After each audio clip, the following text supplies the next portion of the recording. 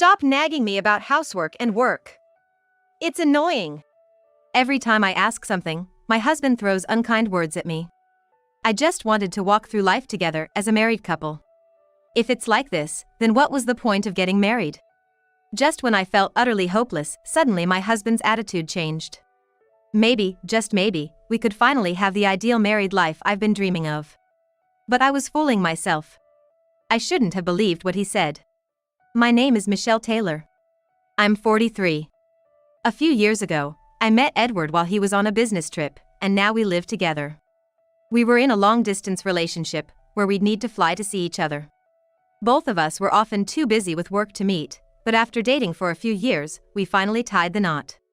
I'm gonna make you happy for the rest of our lives. I think I'll never forget the words of Edward's proposal. I never imagined I could marry such a wonderful man. Back then, he had a very friendly nature, and it seemed many women were attracted to him. It might sound bad, but I felt genuinely grateful that he chose me. Given the distance, I moved to his place and our married life began. But quitting my job was out of the question, so I transferred to another company. Why? Because Edward's earnings were way too low. Either the company didn't pay well, or Edward hadn't been promoted, I wasn't sure. But his salary was undeniably small. If I quit, we wouldn't be able to sustain our lives. At first, Edward wanted me to be a stay-at-home wife, but as reality set in, he stopped commenting on my job. Even now, years later, it remains the same. Together we worked to make ends meet. But then, something happened that greatly changed our lives. It was all because of Edward's behavior. He was so kind when we first got married, but as time went on, his true colors began to show. It started with such trivial matters. He wouldn't clear the dishes after eating. Hey, can you clear the table when you're done? Oh, yeah, sorry. He'd listen when I asked, but a few days later, he'd forget again. Can you take care of the dishes? Oh, yeah. We had discussed sharing household chores before marriage, but once married, Edward hardly ever did any. He always had an excuse. I thought maybe he was just tired, so I didn't nag him about chores. But to be honest, Edward finished work earlier than me, and it seemed like he had it easy. He even said his job was simple. On the other hand, my job was demanding and kept me busy almost every day.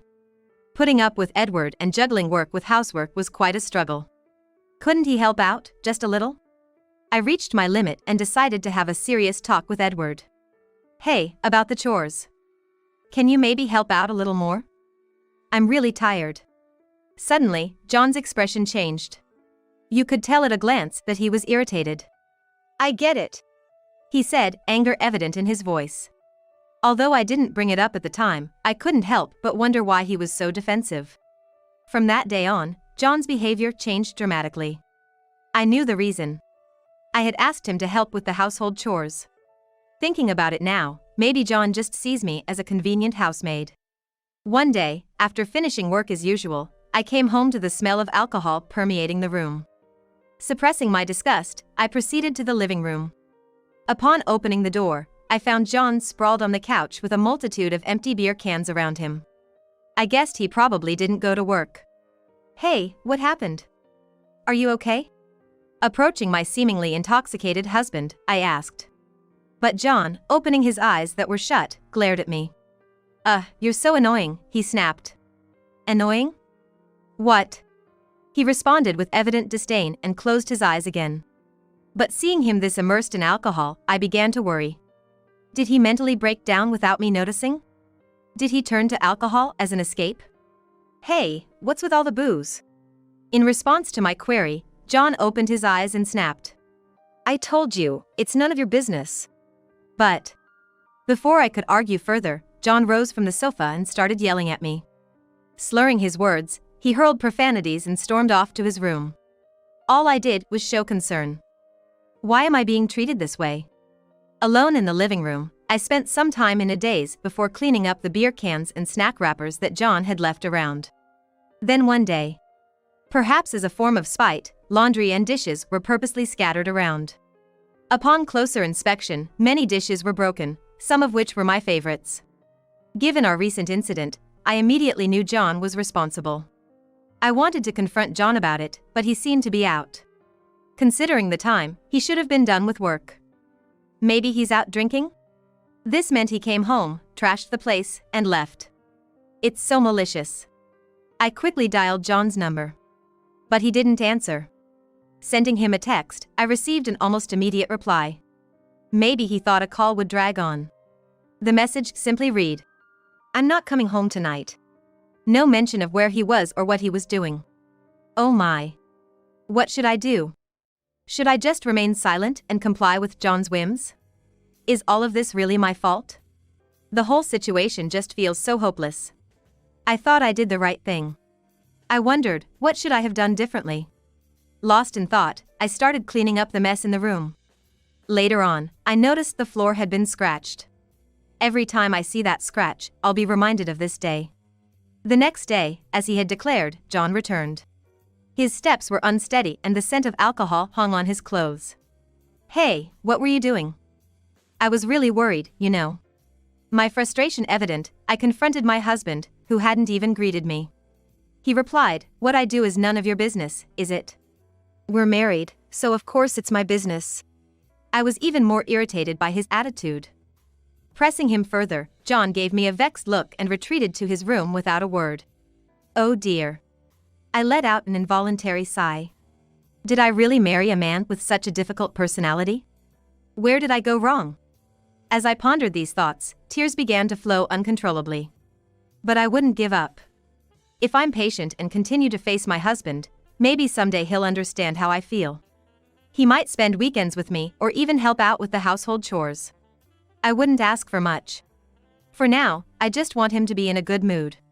With that hope, I kept trying to engage John in conversation. "How was work today?" "Tough day?" "Oh, and dinner is meat and potatoes tonight." But his reactions weren't positive. Ignoring me became the norm. He'd often click his tongue and give me annoyed glances. Our marital bond, which I once tried to mend, seemed impossible to fix with John behaving this way. Lately, he wouldn't even touch the meals I prepared. Sooner or later, I started to reconsider our relationship. Should we continue being married like this? Would it be better if I just let him be? The more I thought, the more negative I became. I decided to make one last plea to John. "Please, just don't ignore me when I speak to you." To my surprise, it seemed like my feelings reached him as he suddenly apologized. I'm sorry." I was taken aback. I never expected John to apologize. Then he added, "From now on, I'll help out with the housework too." "Really?" "Yeah. I've been quite inconsiderate till now." Saying that, he gently patted my head. It felt like it had been years. If I thought about it rationally, his sudden change of heart seemed suspicious. Given his past behavior, it's only natural to be skeptical. But I wanted to believe that John had finally turned over a new leaf, and I got carried away. Afterwards, he truly started to help around the house. Laundry, cooking, cleaning, sometimes everything was done before I got home. I never thought John could cook. I sat down in front of my beaming husband and we shared our meals together. He also began to put more effort into his job. Previously, he never did overtime, but now he mentioned studying for certifications and often stayed late at work. "How's work going lately?" "It's going well," John replied with a smile. Our time together increased, and it felt like the honeymoon phase all over again. But there was one thing that bothered me. Even though he claimed to be doing overtime, there was no overtime pay. Considering John never did overtime before, it was puzzling. Was his company exploiting him? "Hey, aren't you getting paid for overtime?" When I asked him that, he replied, "Oh, it's overtime for independent study." I didn't put in a request for it. Oh, really? Considering the financial aspect, I'd like him to claim his overtime pay. Maybe Bob feels a bit hesitant about it. I don't know anything about Bob's company, so I'm not in a position to comment. For now, I decided to go along with Bob's thinking. But later on, the day would come when I regretted genuinely accepting the changes in Bob. One day, my business trip was confirmed. I've been away from home for work before, but this time, it's for a whole week. With excitement, feelings of anxiety and loneliness also grew. When I told Bob about the trip, his reaction was unexpected. "A business trip? How many days?" Usually, when When I mention business trips, he doesn't seem very interested and never asks how long I'd be away. But this time, he showed interest in my job and even asked about the duration. It seems Bob is genuinely trying to prioritize our home life. With that thought, I felt glad I married this man. I think it's gonna be a week from the week after next. Oh, okay. The week after next then. Saying that, Bob started checking his calendar on his smartphone. I'm not sure about the details, but it's clear that he's busier than before. I wondered if he's become busier at work or perhaps more relied upon. Got it. Be careful, okay? Yeah, thanks. We exchanged such conversations.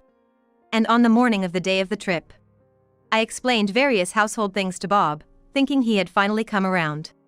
I told him about the discount store, how to iron, and where certain daily necessities are kept so he wouldn't have any trouble. Well, I'm off now. Call me if anything comes up. All right. Thank you. Saying that, I headed for my business trip. That evening, when I returned to my hotel after work, there was an unusual message from Bob. How's work going? It's going well. After some casual chit-chat, I sent him a goodnight message and put my phone down. I wondered if everything was all right with Bob. Is he feeling lonely all by himself? With such thoughts, I continued preparing for my work. About a week later, I finished my work and was heading home. Luckily, I finished a day earlier than planned. If no last-minute work comes up, I'll have tomorrow off. Feeling happy on my way back, I thought of cooking dinner and stopped by the supermarket. What should I cook? Curry, stew. Then I remembered we might be out of oil. And at the same time, I realized I hadn't told Bob I was coming home. Would he be surprised if I just showed up? I texted Bob to check if we had oil at home and to inform him that my business trip had ended early and I was on my way home. However, even after circling the supermarket, there was no reply from Bob. Was he working? Was he still doing overtime? I decided not to disturb Bob further and picked up a bottle of oil, thinking it's always good to have some extra. After shopping, I was on my way home when Bob called. Hey, are you coming home now? Where are you? For some reason, Bob sounded panicked. Was something wrong? Yeah. I'm in the apartment elevator right now. Upon hearing that, Bob hung up the phone without saying anything else. What on earth is happening? Worried about Bob, I hurried to our apartment. I'm home. Edward. You okay? I call out, but there's no answer. Edward. Just as I'm taking off my shoes and heading inside, my husband comes rushing out of the living room and collapses right in front of me. Are you okay? It's hard to breathe. Call an ambulance. Saying this, he grabs my hand. I quickly pull out my cell and call 911. Within minutes, the ambulance arrives. I let the paramedics into the house, and they check on my husband. Is he going to be all right? What's going to happen to him? While I'm watching and worrying, I notice something odd. There are a pair of women's shoes I don't recognize. Obviously, they aren't the paramedics' shoes. Not mine either. I suddenly feel a tightness in my chest. Then, glancing at the living room window, I see women's lingerie hanging there. Could it be, is Edward having an affair? Thinking back, he did seem awfully panicked when I called. Maybe he was trying to hide his affair? I cautiously look around the house, pretending to prepare for my husband's hospital visit so as not to arouse suspicion. Living room, restroom, kitchen. But, there's no sign of her. If those shoes are here, she must be around unless she escaped through a window. Finally, when I check the bathroom, I see a light on and a silhouette. I open the door and look at the bathtub. I can't believe what's in front of me. I wanted to turn away. I wish I had been mistaken about the shoes and the lingerie. I head back to the front door. The conversation with the paramedics goes like this. You're his family, right? Please come with us. I'm sorry, there's been a mistake. Excuse me? The paramedics sound shocked. Edward, too, lets out a surprised sound. Ignoring them, I bring the woman from the bathroom to the front door. This woman is family. She'll come with us. Wait a minute. As I say this, the woman gets flustered. Edward seems shocked too, and suddenly sits up with force. You. The paramedics quickly try to calm down the agitated Edward. But honestly, I think this guy's fine. What do you think? Well, he doesn't seem to be in any critical condition. In the end, it's decided that Edward doesn't need immediate medical attention, but if he feels unwell again, he should go to the hospital.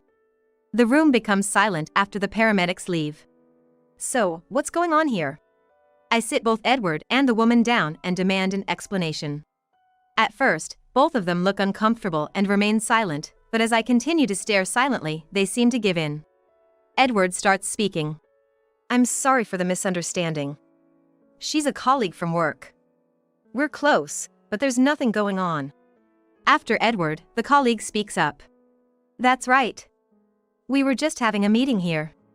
There's nothing going on, I promise. Now you tell me this? Do you need to take a bath for the meeting? Do you need to dry your underwear too? What's going on? I said, pointing to the underwear hanging in the living room. The two of them exchanged glances, looking like they were in trouble. I knew all about it. If you have time to think of a weird excuse, just tell me the truth. As I pressed them, my husband, Edward, looked up to the heavens and spilled everything. I'm really sorry. It's not just about being sorry. So, you've been lying about working late? It seems Edward had a special relationship with his junior, Kate, after we got married. The reason he started cheating was because I kept nagging him to do the household chores. But after Kate told him a man who can do household chores is so cool, he decided to give it a try. And suddenly he was working late because he wanted to meet Kate. I didn't miss the smug look on Kate's face. That's why there was no overtime pay. He wasn't even trying to get any certifications. It was all just talk. I get what you're thinking. Let's just get a divorce. Please, go ahead and be with her. I was so fed up that I proposed a divorce. It wasn't a threat or anything. The fact that I'd been deceived all this time was just unbearable. But Edward wouldn't listen. A divorce? That's not the right move. He said things like that. Things like, if you'd told me you were coming home, this wouldn't have happened. Yeah, it's not fair to come home unannounced. That's what they both started saying. Had I been fooled by my husband's act for so long? The thought made me feel so pathetic. Ma'am, look. Edward really seems to be regretting it, said Kate, trying desperately to calm me down. You don't really not want to get divorced, do you? You're just blaming me for the reason you cheated, aren't ya? Enough is enough. Let's get a divorce. No, that's not it. When I looked at Kate, she quickly looked away, seeming uncomfortable. Kate's pouting too. You two should live happily together. Pouting? I'm not. Kate tried to retort, but I cut her off, saying, you're clearly pouting. This made Kate purse her lips even more. Look, she seems to regret it too. Shut up. It's too late for any excuses. I won't forgive you. I shouted, and the two of them shrunk back. I hope they reflect on what they've done. And the things they've said. After that, I hired a lawyer and began preparations to file for divorce and claim a share of the assets. Edward kept calling me the whole time. And to top it all off, I even got a call from his parents.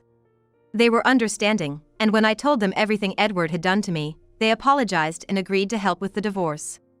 Eventually, they must have spoken to Edward because during the divorce proceedings, a very tired-looking Edward agreed to the divorce without any fuss. I reported Edward and Kate's affair to their company. After the divorce, John and Kate, given they worked at the same company, quickly got caught having an affair.